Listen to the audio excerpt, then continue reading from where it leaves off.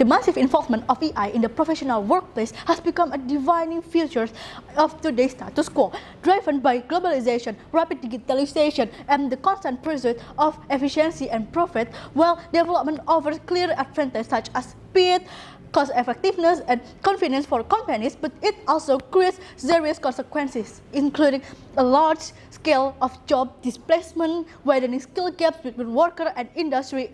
Algorithms are now able to generate news reports faster than journalists. In finance, automated trading systems reduce relevance of human analysis.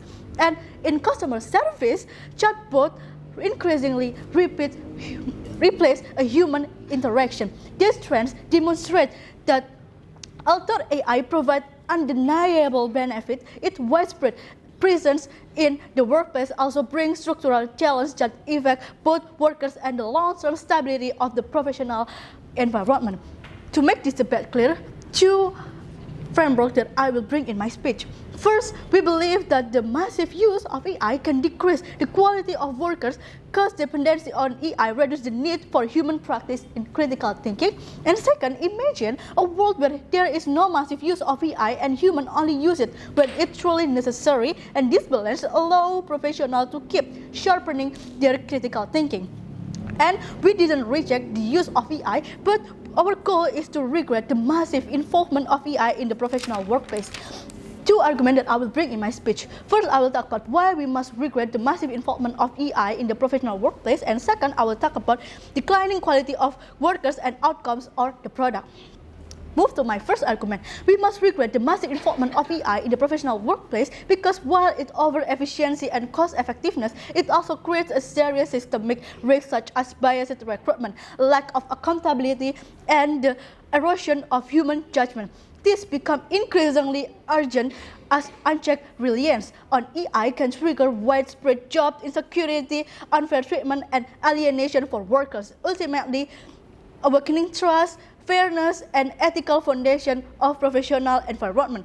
For example, Amazon was forced to scrap its AI recruitment system after it consistently downgraded female candidates for technical positions, proving how AI can reinforce existing discrimination rather than eliminate it.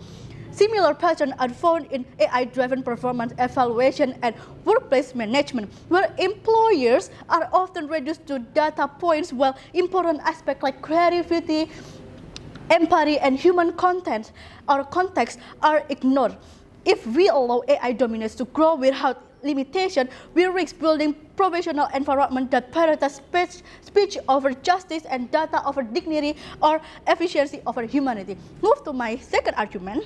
We must also regret the massive involvement of AI in the professional workplace because when its overuse can actually decrease the quality of both workers and their output or their product. When AI takes over critical tasks such as decision-making, management, or even problem-solving, human workers become overly dependent on machines and lose opportunities to sharpen their own skill. This creates a generation of professionals who lack creativity, lack critical thinking, and adaptability. Qualities are once essential for long-term progress. The fact that once these human capacities erode, they are very difficult to rebuild, leaving society vulnerable if AI systems fail or make mistakes.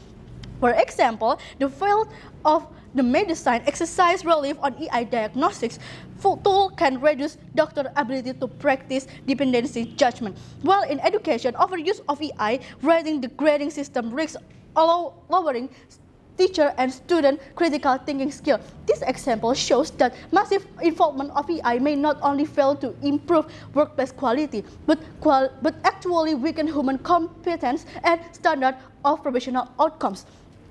Lastly, assuming the opposition will say about with AI it will be easier to create a startup companies because it's easier and cheaper, I have three preemptive response. First, in fact, because of that, it's actually makes startup companies become more and more numerous, and this will create a homogeneity company. And second, this means that startups no longer compete in innovation, but rather that on who can exploit AI better, which this mission through originality and raises the risk of failure. And third, young people who will think it's better to create a startup company will compete to enter in a company because creating a startup is easier and cheaper.